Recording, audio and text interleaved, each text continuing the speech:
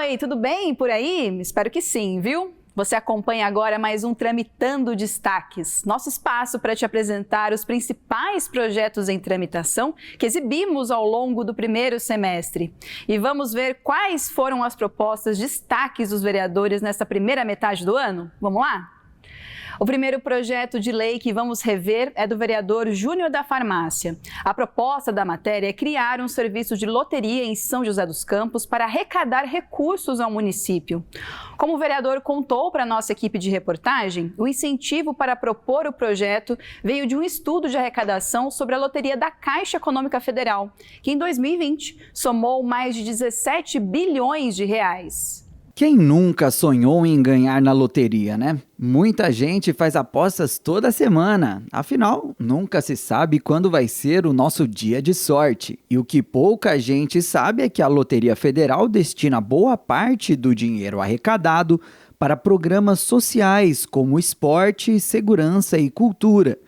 Pensando nisso, o vereador Júnior da Farmácia apresentou um projeto em tramitação na Câmara que prevê criar uma loteria municipal em São José dos Campos. A ideia é que parte da verba arrecadada possa ser destinada em ações e projetos para a cidade. A ideia é da gente fomentar os jogos, né, de maneira legal dentro do município. Isso é permitido hoje, né, o STF já se posicionou que não é pertinente só ao ente federal, o municipal também pode fazer a loteria municipal. E o ponto final dela é arrecadação. Arrecadação para quê? Para fomentar recursos financeiros ou para a secretaria diretamente, né? Saúde, esporte, lazer, mas também as entidades aqui em São José que já fazem seu atendimento e elas passam por dificuldades financeiras e precisam de recurso financeiro. O projeto de lei ainda prevê que a loteria municipal se mantenha com recursos das próprias apostas. Além disso, a destinação de verba para ações e projetos sociais é garantida no texto. Então a gente não vai aumentar nenhuma alíquota, nenhum centavo sobre imposto, e a loteria ela vai sobreviver 100% da própria arrecadação. Então vai tirar o custo operacional dela e depois vai se criar um fundo, né, para poder arrecadar esse dinheiro, depois fazer uma comissão para determinar para onde vai ser destinado e a outra parte, lógico, é para o premiado. Do valor total arrecadado com as apostas na Loteria Federal, 43% é destinado às premiações e o restante é direcionado para fundos sociais, como o Fundo Nacional da Cultura, o Fundo de Saúde, entre outros projetos federais. Somente em 2022, a Loteria Federal repassou 10,9 bilhões de reais em benefícios sociais, um valor expressivo e importante para a manutenção de diversas ações do governo, como afirma o economista Valdir Nunes Júnior. Esses recursos eles são destinados para fundos olímpicos, paralímpicos, fundos sociais, então traz um ganho muito interessante para a sociedade e é uma forma que traz entretenimento e não tem o peso dos impostos, da obrigatoriedade dos impostos. Então, é uma atividade de impacto econômico que traz também renda, emprego, traz diversos benefícios, além de uma arrecadação bem positiva, que é destinada para setores interessantes do esporte, setores sociais. Para o economista, a criação da loteria municipal, com a devida regulamentação e fiscalização, pode ser muito positiva para a cidade. É uma atividade que a gente pode notar que tem demanda para isso. E a padronização é bem interessante por ser um jogo, né? A gente precisa dessa padronização, precisa que seja destinada apenas a maiores de idade e que tenha todos os cuidados, os alertas de que jogo é uma prática que pode trazer ao vício. Então a padronização é muito importante e trazendo para âmbito municipal, eu acredito que tem uma demanda muito boa, muito interessante para esse tipo de atividade econômica. Segundo o vereador Júnior da Farmácia, a loteria municipal será uma fonte de renda alternativa para a cidade que não gera custos para os cofres públicos. E é claro, comparado com a Loteria Federal, é mais fácil de ser premiado. Então a gente está falando em uma nova receita para o município, né? e algumas secretarias importantes a gente poder levar esse incremento financeiro, né? Então, o social, né? A saúde, o esporte. Então, o desenho, como que vai ser, o funcionamento dela, e isso ainda vai ser discutido, né, dentro da secretaria pertinente, né, como que vai ser essa modalidade, né, mas a ideia do projeto está pronta, né, que é fazer essa modalidade de loteria municipal. É uma possibilidade da população joseense fazer sua aposta local, né, aumenta a sua possibilidade de ser premiado e ainda poder ajudar diretamente a cidade ou as entidades aqui dentro do município. E no próximo bloco a gente vai rever outros projetos em tramitação. Depois do intervalo, as matérias vão envolver a saúde e bem-estar da mulher. Uma é sobre o tratamento humanizado para as mães que sofreram perda gestacional. O outro quer garantir os direitos de mulheres vítimas de violência sexual. Não saia daí, a gente volta já já.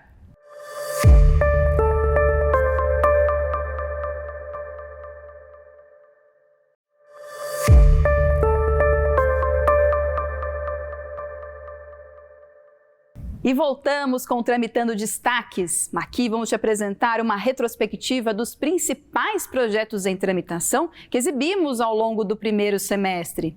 Agora vamos apresentar o projeto de autoria do vereador Lino Bispo. Essa matéria em tramitação aqui no Legislativo propõe que as unidades de saúde das redes públicas e privadas ofereçam um tratamento humanizado e respeitoso para as mães que sofreram perda gestacional. O vereador contou mais detalhes da proposta na reportagem que exibimos no primeiro semestre. De 15% a 20% de todas as gestações não chegam a 12 semanas. É o que constata este médico obstetra que atende todos os dias casos de risco na gravidez, na clínica particular e na rede pública de São José. E a parte mais difícil é dar a notícia à mãe. Eu começo dando algumas pistas, alguns indícios de que o ultrassom não vai ser no caminho que ela está esperando. Então você já mostra e fala, olha, é um bebezinho que está muito paradinho, é um bebezinho que está com um tamanho menor do que aquilo que a gente gostaria de ver para essa idade gestacional. Na hora que a gente liga o Color, Doppler, para ver o fluxo de sangue, você fala, olha, já não dá para ver o fluxo de sangue no bebê do mesmo jeito que dá para ver no seu útero.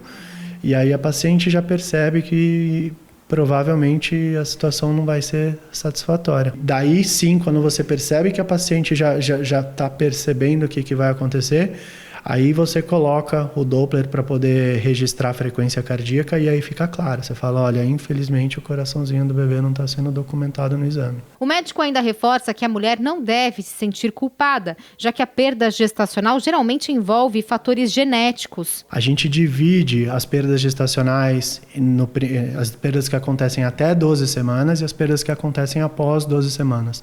As perdas que acontecem até a 12ª semana, até o final do primeiro trimestre, infelizmente, elas são muito prevalentes, é muito frequente a gente ver esse tipo de perda. De 15% a 20% de todas as gestações que começam não vão chegar até o final do primeiro trimestre.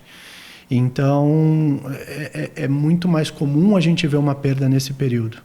A perda que acontece depois desse período, no segundo ou no terceiro trimestre, ela é uma perda que não é tão esperada, ela é uma perda que as causas são diferentes, a abordagem é diferente, as complicações que essa paciente pode ter são diferentes, até os direitos que a paciente vão ter nessas situações podem ser diferentes, mas aí o direito ele joga um pouco mais para frente, porque ele considera o abortamento tardio também aquele que começa a partir de 22, 24 semanas só. Na rede particular, a grávida que sofre a perda é acolhida por uma equipe multidisciplinar, mas essa não é a realidade na rede pública de saúde. Por isso, um projeto de lei em tramitação na Câmara Municipal, de autoria do vereador Lino Bispo, quer mudar essa situação para garantir esses mesmos direitos a pacientes fora da rede privada. É um projeto de lei que visa, as mulheres que têm essa perda gestacional, ou seja, a mulher está grávida, tem alguma complicação e perde o bebê. Ela fica abalada psicologicamente, Ela tem realmente ali uma situação difícil para atravessar esse primeiro momento. Então, de que a prefeitura dê esse amparo psicológico para ela, né, e tal, que ela tenha realmente ali uma psicóloga para atender, para fazer todo um trabalho de recuperação psicológica desta mãe. Então esse é o objetivo do nosso projeto, que a prefeitura dê esse amparo tão necessário aí para as mulheres que têm essa perda gestacional. No projeto de lei, são direitos garantidos às mulheres que sofram perda gestacional receber informação clara, ter acompanhamento psicológico, permanecer em enfermaria separada das demais pacientes e ainda ser informadas sobre o procedimento médico adotado, inclusive quanto à medicação compatível para aliviar a dor. O município ele está aqui para cuidar das pessoas, né? E quando você perde alguém, é realmente uma situação difícil que você tem para passar. Nesse caso da mãe, a criança acompanhou ela, a mãe viu ali, coraçãozinho bater, ficou grávida, ficou feliz. Então essa perda para ela realmente ela é dolorosa. Então aí vem a necessidade do município ver com carinho, com atenção, né, mais especial essa pessoa que foi, né, afetada por essa situação. Tratamento humanizado e respeitoso às mães é fundamental para garantir que elas se recuperem físico e psicologicamente da perda e, assim, evitar sequelas para o resto da vida. Eu acho que qualquer serviço que trabalha com obstetrícia, seja ele público ou privado, tem que estar preparado para dar um suporte multidisciplinar para esse tipo de situação. Isso hoje, para a gente tentar trabalhar num ambiente moderno dentro da obstetrícia, a gente fala muito em multidisciplinaridade. É essencial. O médico ele não vai abordar todos os aspectos que a mulher precisa de suporte nesse momento. Então, isso acho que é de extrema importância. Ainda falando sobre a mulher, um projeto de lei de autoria da vereadora Amélia Naomi, que comentamos este ano, quer garantir a segurança de mulheres vítimas de violência sexual. Olha esse dado, segundo o IBGE, 1 em cada 5 mulheres no Brasil tem medo de sofrer violência sexual em lugares públicos ou privados. Por isso, o projeto da vereadora quer criar o protocolo Não é Não em casas noturnas, bares e outros estabelecimentos. Recentemente, o governo do estado de São Paulo adotou um novo protocolo para coibir casos de abuso e assédio em shows e casas noturnas. Segundo dados do IPEA, o Instituto de Pesquisa Econômica Aplicada, estima-se que haja 822 mil casos de estupro por ano no Brasil, o equivalente a 2 por minuto. Atenta a essa questão, a vereadora Amélia Naomi criou um projeto de lei que institui o protocolo Não é Não, para atender mulheres vítimas de assédio em estabelecimentos. Nós tivemos agora a aprovação e o decreto aprovado pelo governo de São Paulo e tem esse debate. Agora é fundamental que as prefeituras façam também esse processo com a fiscalização, para que a fiscalização da prefeitura ou o setor que cuida da questão das mulheres seja monitorado, né, com a pauta e para orientar os donos de bar para aplicar essas medidas que são fundamentais para que a gente tenha garantia do nosso direito. Nós temos o direito de ter a decisão cabe à mulher e não a esses machistas, esses homens que cometem esse tipo de violência. O protocolo Não é Não propõe que discotecas, bares, eventos festivos ou qualquer outro estabelecimento com grande circulação de pessoas adote algumas medidas para acolher, proteger e direcionar mulheres que passarem por alguma situação de assédio. Os empreendimentos deverão seguir algumas medidas nesses casos.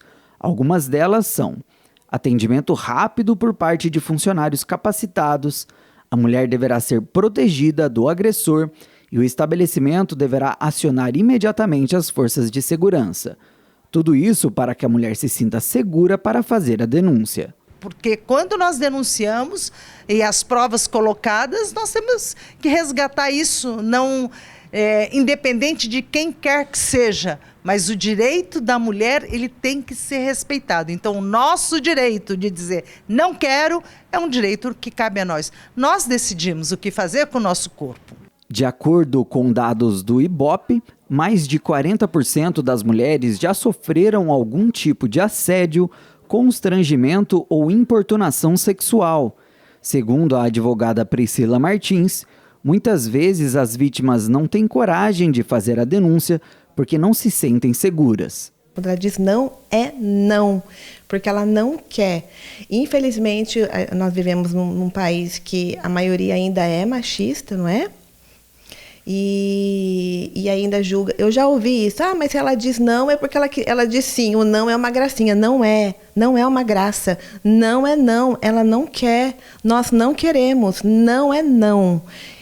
Só que para poder validar esse não, a mulher precisa de uma segurança. Por conta disso, a conscientização sobre o respeito, proteção e direito das mulheres é tão importante. Para Priscila, a sociedade precisa trabalhar para oferecer rede de apoio às vítimas de abuso e assédio. Você ouve a violência doméstica do seu vizinho, denuncie, não tenha medo, porque ali corre um risco de uma pessoa corre risco de morte ali do teu lado. Tenha medo. A rede de apoio começa com isso. A rede de apoio começa com o não julgamento pelas vestes. Também é uma rede de apoio. A rede de apoio começa quando você acredita, quando ela conta. Quando uma mulher conta para você que sofreu um abuso. E você dá a sua assistência de ouvir e de orientar a fazer a denúncia. Isso é ser rede de apoio. Quanto aos estabelecimentos, a rede de apoio é você ter um ambiente próprio para receber uma denúncia. Funcionários treinados, pessoal capacitado, filmagem disponível. Para a vereadora Amélia Naomi, o projeto de lei é uma ferramenta importante para punir os abusadores e proteger as vítimas. Além disso, ações de prevenção contribuem para que a mulher se sinta cada vez mais segura. É importante empoderar as mulheres, né? Eu acho que nós vivemos um período em que a violência contra a mulher, né, na medida em que você deu arma para todo mundo, aumentou muito. Eu acho que a gente tem que retomar de que um mundo sem violência é possível, né? E todas as medidas são importantes, né? E isso é o machismo, a questão da violência é uma questão educacional. Então nós temos que fazer essa mudança na consciência e na cabeça das pessoas, dos jovens, da criança, na educação, das mulheres, que elas têm esse direito, é fundamental. O Tramitando Destaques faz uma pequena pausa e volta já já com mais detalhes sobre outro projeto em tramitação. Depois do intervalo, você vai rever a proposta que quer criar uma rede de inclusão social na cidade para atender a população em situação de vulnerabilidade. Já já!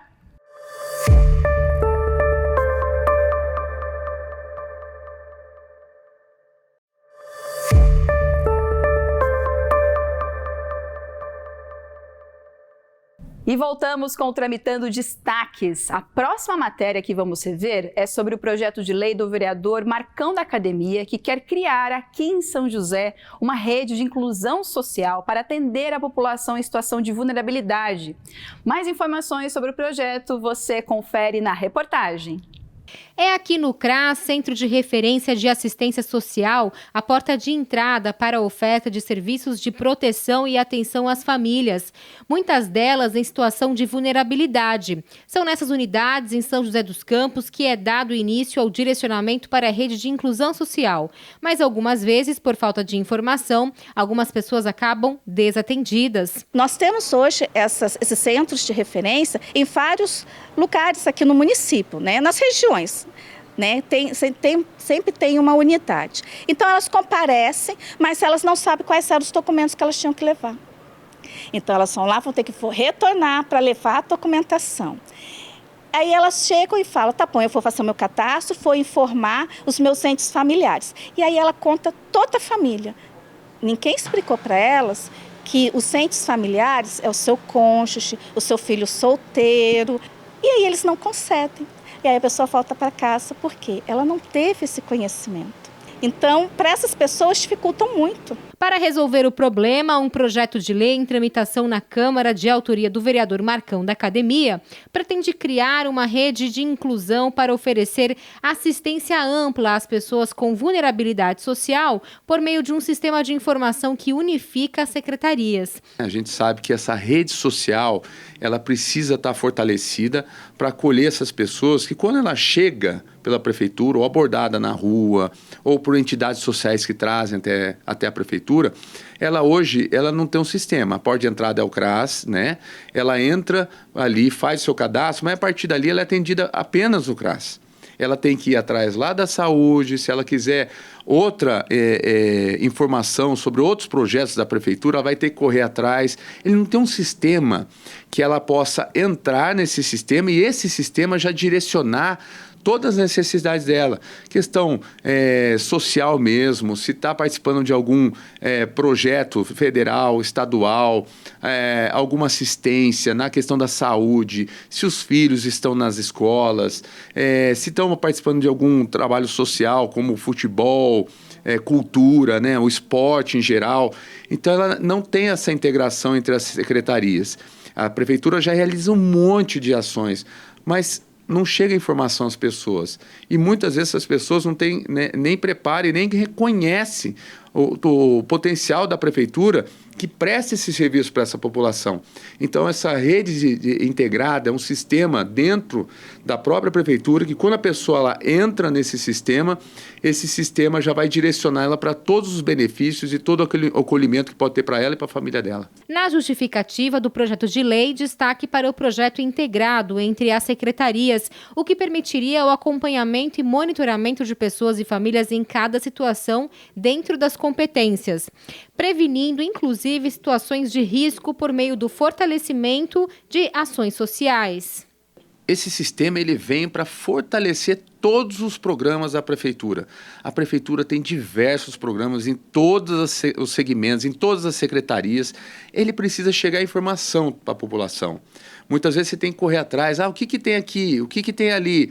E quando se você cria um sistema entre todas as secretarias que estão unificadas em um só sistema e o nome dessa pessoa, ela cai, da família dela, ela cai nesse sistema, esse sistema naturalmente vai direcionar ela para todos os programas da prefeitura.